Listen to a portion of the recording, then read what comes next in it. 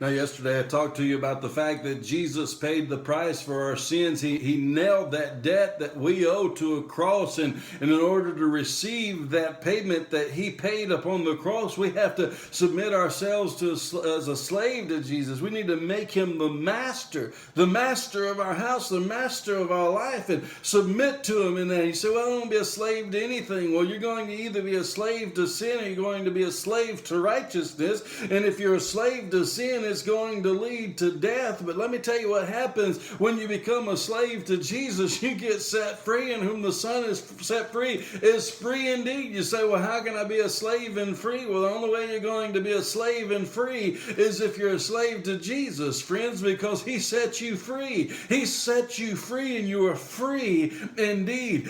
But the slave of sin, friend, it has held you down for so long. It has triumphed over you. It has beaten you down and has all but destroyed you. And you've seen sin destroy people's lives, and you've seen it ruin people's lives. But friends, when you become a slave to Jesus, then you're set free and you have real freedom.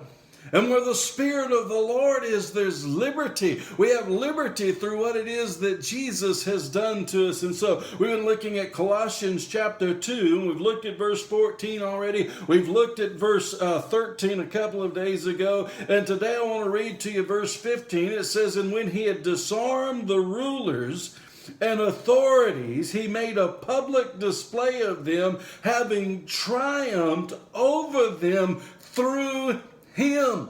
What did Jesus do? He disarmed the rulers. When you become a slave to Jesus, the slave of sin, the bondage of sin and the power of sin, the might and the chains of sin that bind you down, Jesus disarms them.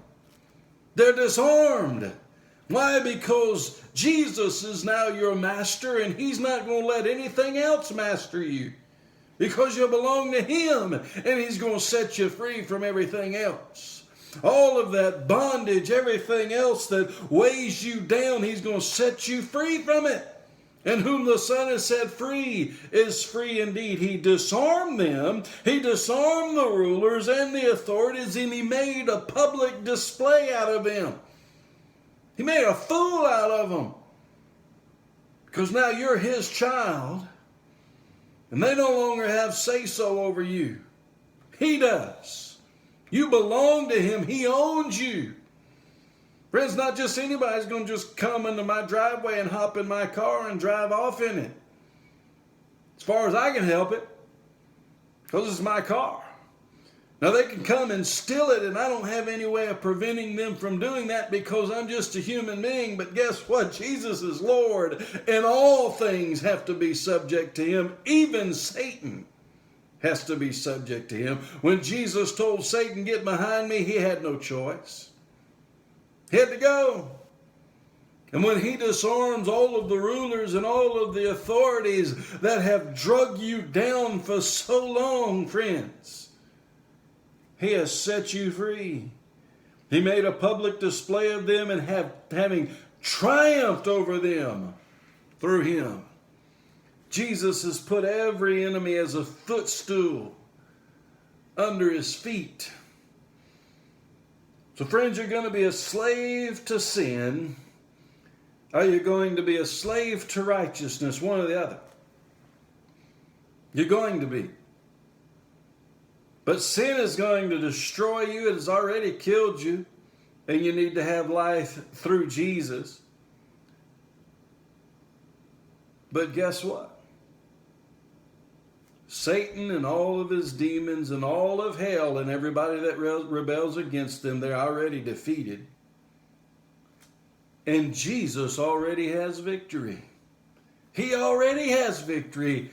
And if you submit to his lordship and enter into his house and allow him to be the master of your life,